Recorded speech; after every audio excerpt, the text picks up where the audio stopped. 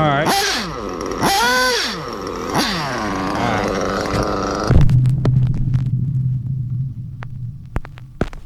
Okay, people, as promised, I'm gonna hit Brent up, and Brent's going to explain some things about the fuel, the world's blend, ask him a couple questions and stuff like that.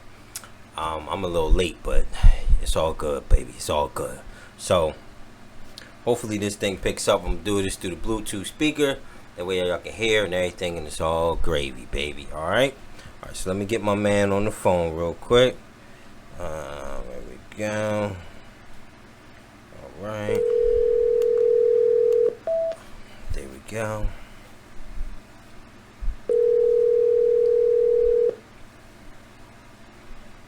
This is Brent. Brent, what's happening, brother? Hey, Rajay, how are you doing? I'm good, sir. I'm good. So, sir, sorry I'm a little late, but you know, better late than never. All right, Yeah, all a right. little bit hot down here in the Midwest. Man, it's a little hot up here, up in the northeast. It's hot everywhere, though, I think. Sure. Yeah, I think so. All right, I ain't gonna take up too much of your time. I just wanted, because I've been running the that World's Blend. So I told people I was gonna do a video or phone conference, however you want to call this. So you can break it down, because I don't want to put out misinformation. That way you can break it down, let them know about it and everything. All right. Okay, yeah, so you're talking about the World's Blend V2? Yes, sir. Yes, sir. Yes, sir. All right, so it's, we might have talked about it a little bit last time, but, we, when the Worlds was here in the U.S. in Vegas a few years back, required to run a 25% nitro, which we did not have a common 25% blend, so we developed the 25% World's Blend about a year before that. We basically just took the same exact oil package that's in the 30 and 8 and basically just dropped the nitro percentage down to 25%, and that's pretty much what we ran there. Okay. And then after the World, it's one of those things. Everybody's looking for runtime. Runtime is king if you can get it. Yes, sir. So we started diligently working on a version 2, and it's about like we talked about last time. It's about an 18-month development and test cycle. Wow. For the World 1 V2. We're not going to develop a product tomorrow and send it out next week. We got some thorough testing that's got to be done. We're going to make sure the engines are going to live. Sure. Those types of things. Wow. Pros and cons. Pros and cons. To get the extra runtime, you can never get something without giving up a little bit of something else. So sure. So we released the World's Blend V2. It's probably been a little over a year or so ago, and basically what it is, I guess to kind of break it down, and I'll try to use as basis terms as I can here. It's kind of like a viscosity change in the oil, with not really being much of a viscosity change. So with the engine, the oil package is critical for not only wear between the piston and sleeve, but also creating that seal for the combustion. Okay. So basically, if you look at our 30% nitro with 10% oil, that's got the best seal, most seal of all the blends that we have. It'll also allow you to run engines that have been ran quite a bit. You could run an older engine a lot longer on the 30 tank because you get a little extra seal. Okay. Then you drop down to the 30% nitro with 8% oil. Still got a good seal, still got plenty of oil in there in those aspects. Okay. And then you drop down to our new World's Blend V2, and it doesn't seal quite as well is the 30 and 8 or the 30 and 10 because of the makeup of it. So with that fuel, it definitely concerns me a little bit with some of the break-in processes. Not to say that EBIS wouldn't work and still be able to run V2. I just know that we've had better success, the best success with our break-in product, and that product going with the V2. Right. Okay. Matter of fact, 2019 when Tyler Jones won the P&B, the Pro Buggy class, it was World's Blend V2, and the engine was broken in with a specific break-in fuel. I basically break in all of his engines. Okay. Nice. Yeah, but along with that aspect of it, so it does give you some more runtime. How much runtime? I'll say is relative. There's a lot of factors. There's wheel spin. There's tires. There's clutch setup. There's how hard do you pull the trigger? Those types of things. But it does give the most a runtime of the blends that we have currently today. Okay. I think Randy, Tyler's dad, said they were pitting at about 10 minutes and 30 seconds at P&B in 2019. Wow. So, wow, that's pretty good. With the runtime, though, you got to make sure if you think you're going to get 10, you need if it's a 30-second a lap track, you need to be able to go an extra, I would say, lap and a half to be comfortable. Right, right, sure. No, you don't want to run out. That's the worst case scenario. That's definitely the worst case scenario. And like I said, I ran this, and what I've noticed is, one, it drops your idle down really good. Like really, it drops down fast. And yes, it seemed like you can drive it more easier because I guess you don't have that 30% hit. From what I can tell, and then I guess the runtime too consists of like your tune. If you're running rich or you're running lean, that'll also play a factor too. So I just want to make sure people understand that, like, you ain't getting 30 hours out of this. Like it's a lot of factors. But I will say that I did get decent runtime out of it when I ran it, and I gotta edit that video and I'm gonna put that out. But I wanted to get this one on deck first to give people an idea and stuff. All right, cool. Yeah, no, exactly right. It definitely comes back to idle faster.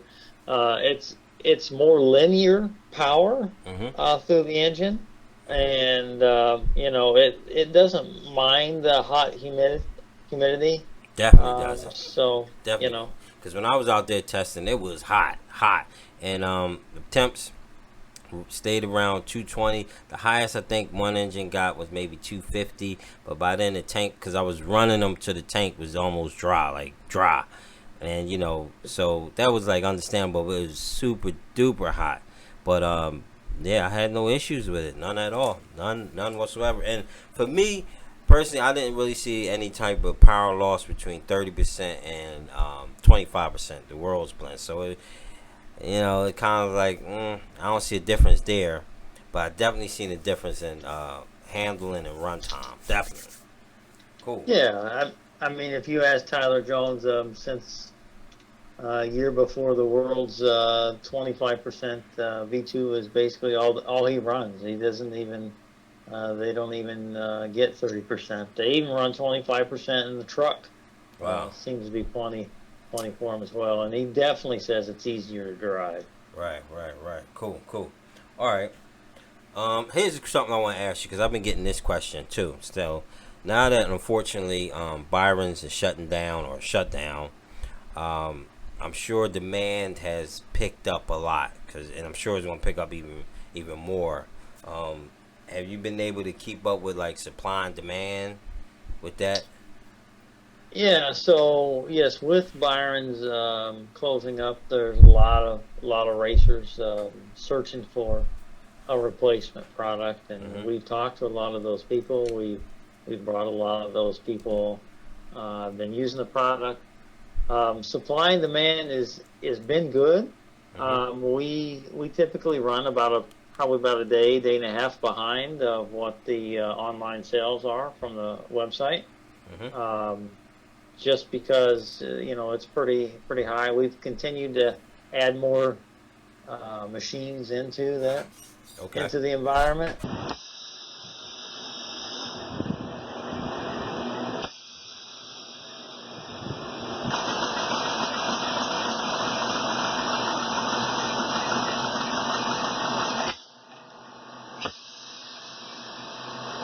But the problem that we have had, as everybody knows, is we've had problems with COVID-19 getting quart bottles, getting child-proof caps. Those have been what I'll say the most challenging pieces. But yeah, I mean we're slated. We just put another machine in a week or two ago. The oldest machine we have, and it's in the line as well, so we can pump out quite a bit of product now. But what you're not going to see us do is we're not going to go out and quart hundreds and hundreds of gallons and it sit in our warehouse. Right, just sit right. I mean, basically we're almost to like we try to be more of a just-in-time, so the customer gets a very fresh fuel right out of the gate. Cool. Nice. That's good. Good. All right. Speaking of that, okay. Any plans as far as expanding within U.S. or outside U.S. too? Yeah, so we've got some things on the plate for inside the U.S. We've added on a few more dealer accounts. Nice. For sure. We've got some things in the works that are being kind of played out now. You'll probably have the opportunity to see our product maybe at more locations, maybe at more hobby stores, those types of things. As far as outside the U.S., yeah, so we've had some individuals that are in the RC market from foreign countries that have been asking to import the product in. One that I can tell you that's a done deal is Bermuda. Nice. So if you're in Bermuda, talk with Stephen Fox. He's importing our product in there. Matter of fact, the shipment just left Monday. We've got some other places in the works. They're not done deals yet, but yes, we are getting a lot of interest, not only inside the U.S. but also outside the U.S. too. Nice. So Stephen Fox, you out there? You need to bring me in. Let me do a custom demo for you. You know what I mean? So just hit Rajay 111 up. All expenses paid, of course. So hit me up. All right, and okay, break-in fuel, because I've been getting this question also. Can you just briefly explain about the break-in fuel? Sure. So as I think we discussed in an earlier interview type deal. Yep. It is basically a product that we developed for Clockwork Racing and the Nitro shop from Neil Smith. Yep. And not only them, but we offering it to the mass people and the mass racers. Basically, it is run the quart. And we got some instructions on the back. If you run an OS-based engine, you only need to run 3/4 of the quart. If you're on a Nova-based or a billet-style piston or a Reds or a Pico, you're going to need to run the full quart. But basically, once the quart is done, the engine's about 85 to 90% complete on the break-in. I'll say there's the magic happens in the combustion chamber only. So there is no extra wear on bearings. There is no extra wear on crank pins. Matter of fact, the crank pin gets a lot less stress on it when the engine fires, because it pushes the piston down. Okay. So there is no extra stress. We've done thousands of engines this way. I've done my engines this way, and I've it's had very success. very easy to do. You can Yes. do the whole process on the starter box. Just as you're running through the core, just increase the idle, or you adjust the trim on the radio to open it up a little bit more. And we've had guys do that. I use a break-in stand, a Huddy break-in stand. But the key is to what type of engine are you going to break in. Then we know how much of the break-in fuel you're going to run, and run it, and then two easy tanks of the race fuel, and then it's ready to go. Also, if you're doing a repinch, I think you said you were sending some engines out to get a repinch. Yep. I sent them and brought them back, got them in, and everything.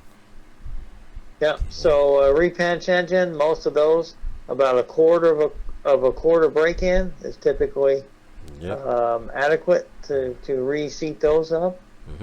So it's a good product. It's an easy product. It's not real difficult. Like I said, guys do it on the starter box, on break-in bench. However you want to do it. Cool. Just got to be careful with it. Nobody wants to spend a gallon and a half of fuel to break it in, and our break-in fuel is much more than just adding additional oil. It's definitely a proprietary product. Nice. Yeah, I mean, I've used it, and I've broken in many engines with it. I've had success with it. I got some engines that's repinched. That's nice that I don't have to run a whole quart. Which a quart is nothing when you doing it the regular way. How I used to do it with breaking it in normal. But that's good. Like I said, I had success with it, but I had a lot of people ask me about it. So you heard it right there. Cool. All right, Brent, I ain't gonna hold you up, and I know you're a busy man. Oh, you know what? Last thing, because I remember last time we talked, you said something about vacation. So, and I know you told me it's a time frame. When your vacation? When the last time they put not the last time, but to get their fuel now before you go on vacation? When the dates and everything for that? Sure. So with the busy schedule that we've been running, it's time for a much-needed vacation. Absolutely. So the last day that we'll be shipping in July will be July 16th, which is on a Thursday. It'll be the last ship day. July 16th. You hear that, people? Then, July 16th. Right. So, sorry, go ahead. No, I was just reiterating that y'all know you got to get your orders in before or July 16th. That's the last ship date. All right, go ahead. And then we won't be back. So when we go on vacation, the business will be closed. There will be nothing that will ship out. Basically, what we'll do is the orders that come in during that time, it'll be first in, first out when we get back, and we will start shipping product again on Monday, July 27th. July 27th. Wow, man. All right, let me make sure I got my bags packed for this vacation myself. All right, good. All right, people, so you hear that. So get your orders in either now or the last date that's going to ship out. It's July 16th. After that, any orders after July 16th will ship out Monday, the 27th of July. Yeah, we'll start shipping then. I don't know how many we'll have. Right. But we'll start first in, first out, and we've got it on the website, the web store. It's a required checkbox. It's been on there for about a week now. Just letting folks know that we will be closed. Cool. All right, so you got it. All right, Brent, my man, I appreciate you, good brother. I'm gonna let you roll. I know you're a busy man, and thanks for answering these questions. I wanted to get this information out to the people, and right here, y'all heard it right off the bat. I'm gonna start running this V2, this Worlds blend. I like it a lot, so that's what I'm gonna start running. And that's it, brother. All right. All right, sir. All right, brother. I appreciate you, and we're gonna catch up before you go on vacation. But if not, enjoy your vacation. All right, sir. You have a good day. You And too. a good time at P&B. Yes, sir. Yes, sir. All right, brother. All right. See ya. Bye.